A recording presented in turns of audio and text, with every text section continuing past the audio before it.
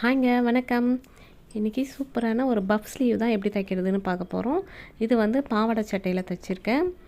இந்த சட்டைக்கு puff sleeve வச்சு தைச்சிருந்தது சூப்பராக இருந்தது. கஸ்டமர் ரொம்ப ஹாப்பி ஆகிட்டாங்க.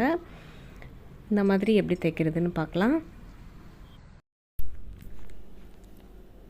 இப்போ கட் பண்ணி வச்சுருக்கேன். இந்த மெயின் துணியும் லைனிங் துணியும் ஒன்றா சேர்த்து அட்டாச் பண்ணிக்கலாம்.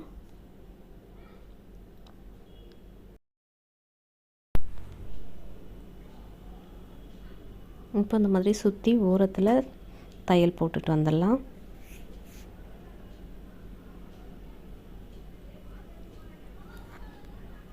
நல்லா தேய்ச்சி விட்டு போட்டுக்கலாம், சுருக்கம்லாம் இல்லாமல். இப்போ சென்டரில் ஒரு அடையாளப்படுத்திக்கலாம், ரெண்டாக மடித்து போட்டு. இப்போ நம்ம எந்த அளவுக்கு அந்த பஃப்புக்கு துணி எக்ஸ்ட்ரா விட்டுருக்கோமோ அதில் ஒரு கோடு போட்டுக்கலாம். இப்போ இந்த மாதிரி மடித்து தைக்கணும். அந்த லைனில் இருந்து சின்ன சின்ன ஃப்ளீட் ஒரே அளவுக்கு அழகாக வச்சுக்கலாம். இது மாதிரி வச்சு சென்டரில் அடையாளப்படுத்தியிருக்கோம் இல்லையா, அது வரைக்கும் மட்டும் வைக்கணும்.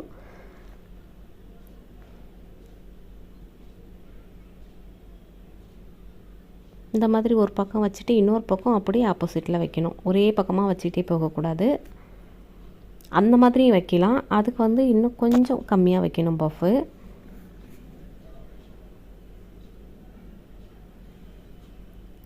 இந்த துணியோட கட்டிங் வீடியோவும் கொடுத்துருக்கேன், அதையும் பாருங்கள்.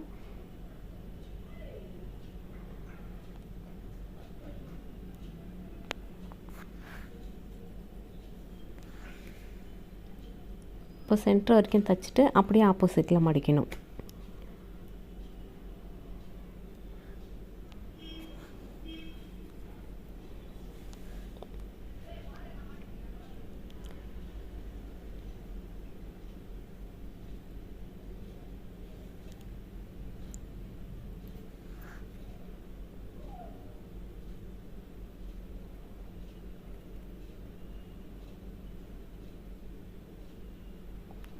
ரொம்ப நல்லா வந்திருந்தது இந்த மாதிரி பஃப்பு. நீங்களும் தைச்சி பாருங்கள், சூப்பராக இருக்கும். ரொம்ப பெரிய பெரிய பஃப் வைக்கிறத விட இந்த மாதிரி பஃப் இப்போது ட்ரெண்டாக போயிட்டுருக்கு. நிறைய இப்போ இப்படி தான் கேட்குறாங்க.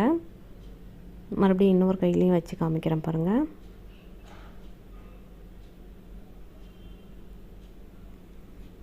ஒரு பக்கம் கீழே பார்த்த மாதிரி ஒரு பக்கம் மேலே பார்த்த மாதிரி நம்ம வைக்கும்போது அதனுடைய ஃபினிஷிங் வந்து அழகாக இருக்குது.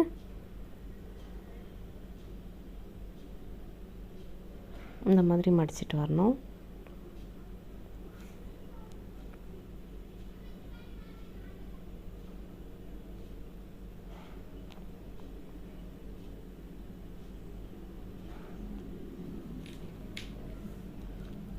கொஞ்சம் இந்த ஃப்ளீட் வைக்கும்போது மட்டும் மிஷினை வேகமாக ஓட்டாமல் கொஞ்சம் நிறுத்தி நிறுத்தி ஒவ்வொரு ஃப்ளீட்டாக வச்சு அழகாக தைச்சிட்டு வரும்போது நல்லாயிருக்கும். ஃப்ளீட்டெல்லாம் ஒரே மாதிரி இருக்கும் பார்க்குறதுக்கு.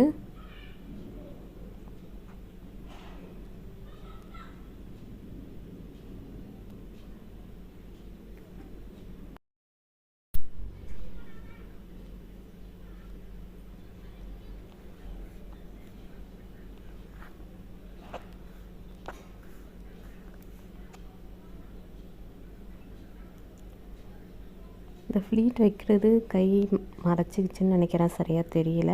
அதனால தான் நான் தைக்கிறதுக்கு முன்னவே ஒரு முறை வச்சு காமிச்சிருக்கேன், நல்லா பாருங்கள்.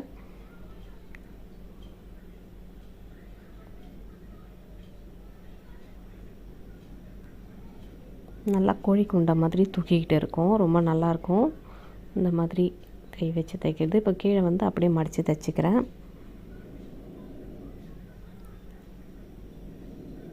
லைனிங்கோடு சேர்த்து தைக்கும்போது இன்னும் நல்லா இருக்குது.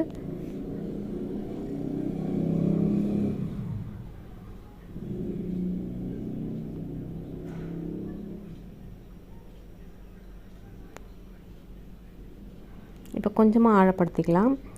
எப்போவும் நம்ம ஆழப்படுத்துறதை விட ரொம்ப கம்மியாகவே ஆழப்படுத்திக்கலாம் ஃப்ரண்ட்டுக்கு.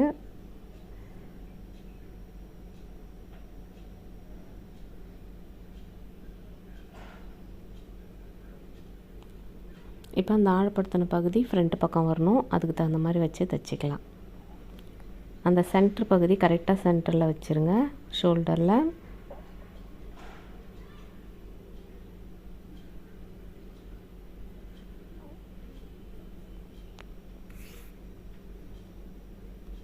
இந்த மாதிரி கை ஜாயிண்ட் பண்ணும்போது இழுக்காமல் ஜாயின் பண்ணுங்கள், அப்போ தான் வந்து சுருக்கம் இல்லாமல் நல்லாயிருக்கும்.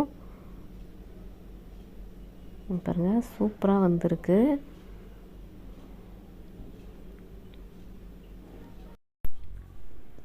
இன்னொரு கையும் ஜாயின் பண்ணிக்கிறேன்.